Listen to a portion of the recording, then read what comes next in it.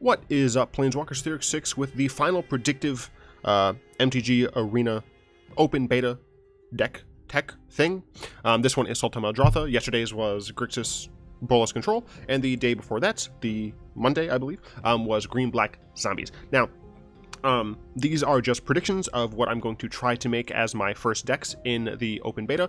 Luckily, a lot of them do have overlapping cards. For example, Vraska's Contempt is in literally all three of them, so that's going to be a super quick craft. Underrealm Lich is in 2, so that's probably going to be a quick craft as well. But yeah, this deck is essentially just like a stock rip from the Versus series video I was talking about in the video yesterday. And that's not necessarily because I wanted it to be. I did a decent amount of research looking at a bunch of people's predictive lists, and I just found that this one was the best. I liked it the most. I did try to fit other cards in that weren't in this list, but I just couldn't. As you can see, there's a lot fewer one-ofs, or excuse me, a lot fewer two-ofs than the list I had in closed beta, and the reason for that is I am trying to make these 3 decks actually competitive and good. I do enjoy playing silly fun decks like the Haphazard Bombardment that I played in the the video on Sunday, but I mean, I want to have good decks. So essentially this is kind of just a rip from that. There are some cards that I'm not entirely sure I'm super happy with, but plenty of others that I think are just fantastic. So in the zombie video, we just went through CMC. In the control video, we did what the card did. I think I'm just going to go CMC through this one. I think it makes the most sense. So Merfolk Branchwalker, it does essentially what this deck wants to do at all times. Ramp into big things and put cards into our graveyard. Either this card gives you a land, which is fantastic, or it puts a card potentially into your graveyard that we can get back with Muldrotha, the Eldest Reborn, something like that. So it does all the things we want. The reason we're running this one as opposed to Seeker's Squire is because we should have a fine time against aggro. Theoretically, we should be totally fine against aggro. We are playing on curve. We have plenty of removal. We should be fine. So what we want out of our 2-drop is an aggressive body that pressures control enough to force them to remove this and not be able to remove something later on. It's kind of just a stable card. Luckily, it's uncommon, so that's nice. Whoops. We're running 2 cast downs.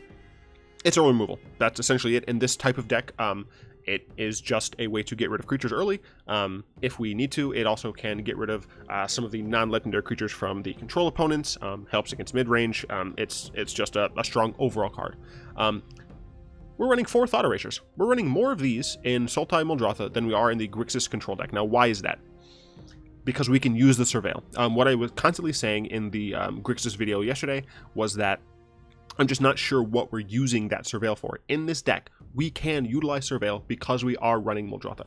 Of course, we're only running 2, so we're not going to see it every game, but we are running Eldest Reborn as well. We don't, obviously, at certain points in the game, we no longer need our Elvish Rejuvenators. We don't really need to get the Branchwalkers late in the game, so we're actively able to use the Surveil to our advantage, and ripping the most important card from their hand is just always good. This is, I think, even better in this deck than it is in the control deck, and I think this card is fantastic. I see this staying in the deck. If other things get removed, I definitely see this being one of the last things removed. 3 Assassin's Trophies. You blow things up. If your opponent has resolved something that you don't like, get rid of it. You are giving your opponent a land. However, in this deck, it's mitigated somewhat by the fact that we are also ramping a decent amount. Between our Explorer creatures and our Rejuvenators, we're almost never going to have a problem keeping up the mana count with our opponent. So giving them a land in this deck is less detrimental than giving them a land in the zombie deck, for example. However, it is still a drawback. So, can't understate that too much, and that's why I'm only running it as a 3F. So, Jadelight Ranger. I essentially never crafted for this card, even though I knew it was super strong during closed beta. It's worth the craft.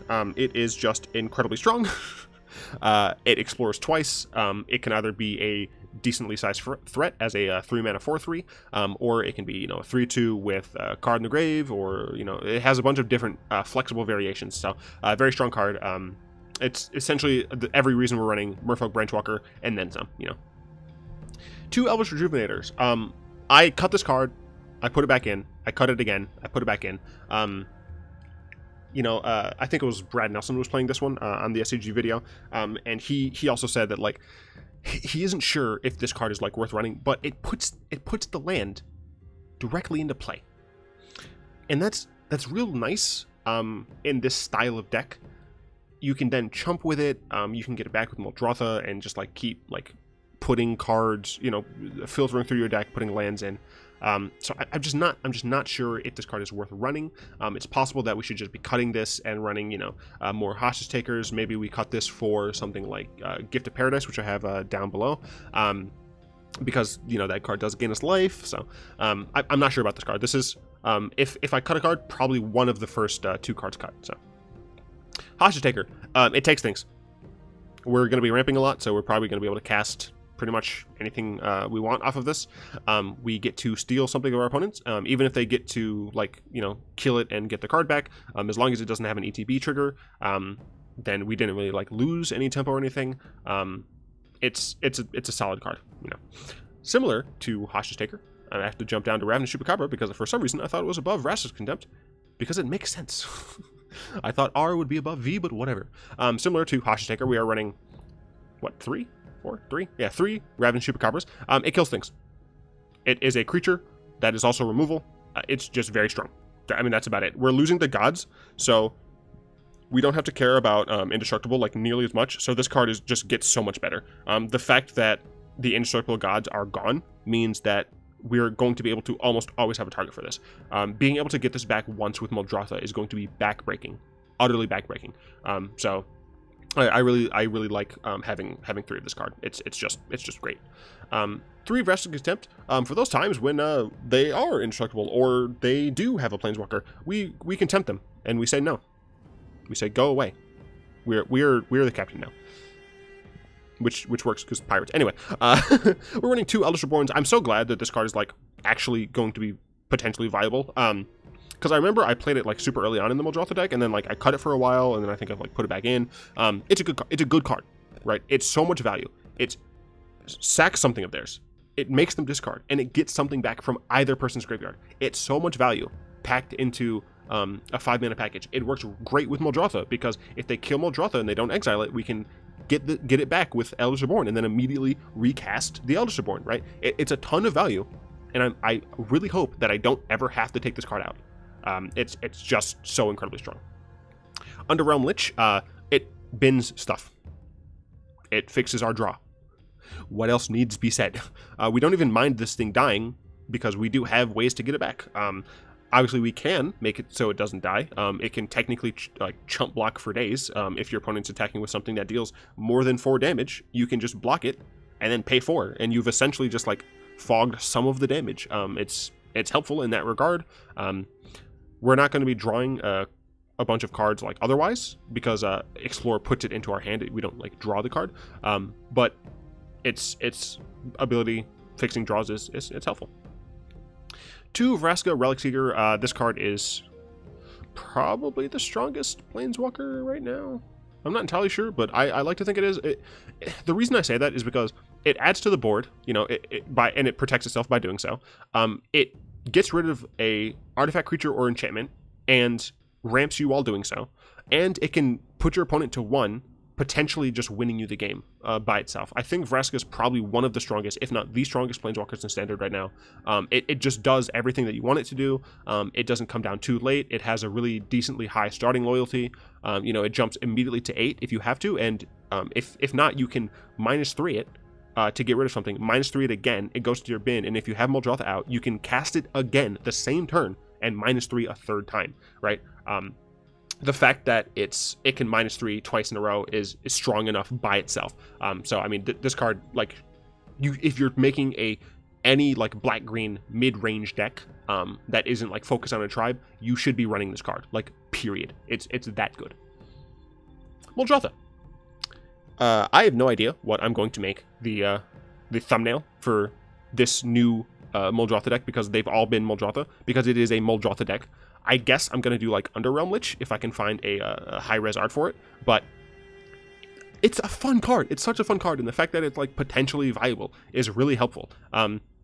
It's just a beating against like every deck if you're able to resolve it and untap with it, right? If you can untap a single turn with this card, even if you only get back a Merfolk Branchwalker, right? The value is worth it, right? They use a removal spell, you get a card back, right?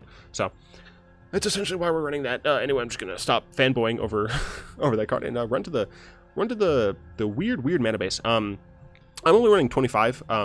The SCG video ran 26. I don't know if I care about that because of how much ramp and fixing that we have, like deck filtering. So I'm only running 25. That theoretically could even be more than we need, just based on when we want to get specific lands. I should say we are running a single Evolving Wilds, and the biggest reason for this is we don't have any turn 1 plays, so we're fine having a land enter tapped on turn 1. We also, we're running a bunch of the shock lands and tap lands, Woodland Cemetery, Hinterland Harbors. But because we're running Muldrotha, we can afford to run a Field of Ruin, and we can just keep blowing up our opponent's lands. This, mixed with Assassin's Trophy, means that at some point, our opponent might run out of basics. To note, we might too. We are only running 6. So we can't use that in perpetuity, but if our lands get blown up, we can get them back from Muldrotha, etc., etc. So it's kind of a stock fine mana base. It can have some improvement, but it's fine. And then this is our maybe board. Vivian Reed is another strong card, very similar to Vraska, where you're able to get, instead of getting a creature to protect her, you're able to filter your deck and like kind of get card advantage that way. She also does destroy things, although she can't destroy a creature unless it's flying. And her emblem also kind of wins the game, except for the fact that like you kind of already need creatures, but we are running creatures, so it's a strong card. I don't know if I should be running it in the main deck. If I do end up running best of 3 games, I will be probably putting this on sideboard if I have it. It's a strong card. Carnage Tyrant. Carnage Tyrant, like, might just be better, like, instead of Muldrotha or something, which is really disappointing, but, like, it's just so strong. Your opponent can do, like, almost nothing to it. It's definitely going to be on the sideboard, but, it's really strong. It might be better than Muldrotha, but, we'll see. Gift of Paradise, as I said earlier, I might want to replace, Rejuvenator with it, just because, I can attach it to an Evolving Wild or something and, keep getting it back. It ramps in like a similar manner, except it doesn't get cards from the top. So it's similar. It's a similar card. It is different though, and it does have different merits. So I am a little annoyed that with this iteration of Muldrotha, it's a lot more creature focused. There's like no artifacts we can get.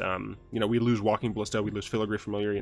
So it's a little disheartening, but it's whatever. It's fine. Golgari Finebroker. This card has like a relatively restrictive mana cost at black, green, green.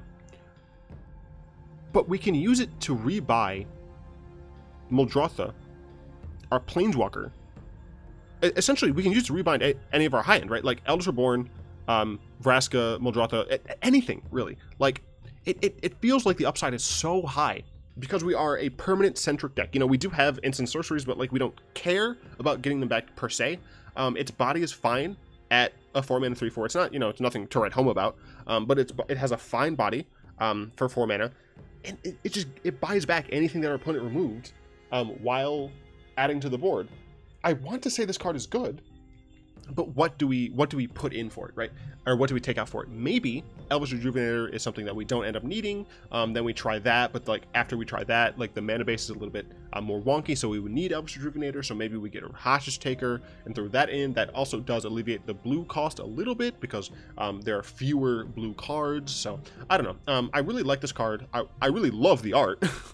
I kind of want to put this card in the deck for nothing else than having this be the thumbnail. Like it makes sense with the deck, and it's just lovely. Look at that sweet shoulder thing made of fungus. It's awesome. I don't know. This is a card that I really want to put in the deck, but I don't know where to put it. So If you guys have any questions or comments about why I'm running specific cards, why I'm not running specific cards, please let me know in the comments. I would like to thank Easy Mode, Chris, DizzyFam, Radberry, Daniel, Flowerchild, and Chow83 for supporting me on Patreon.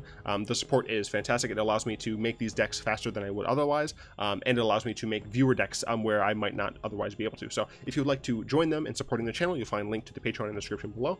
I do hope you guys liked this video. I should be coming out with an open beta video as soon as I can. I did get a request to do the new player experience, so I'll probably do that. And since that doesn't take long, I might do another one, but we'll see. Anyway, yeah, I hope you guys liked it. If you did, tap that like button, add a subscription to Mana Pool, and cast a comment to the comment section down below, specifically about what deck you're looking forward to playing first and foremost when open beta releases with Guild of Ravnica. And until next time, I will be one.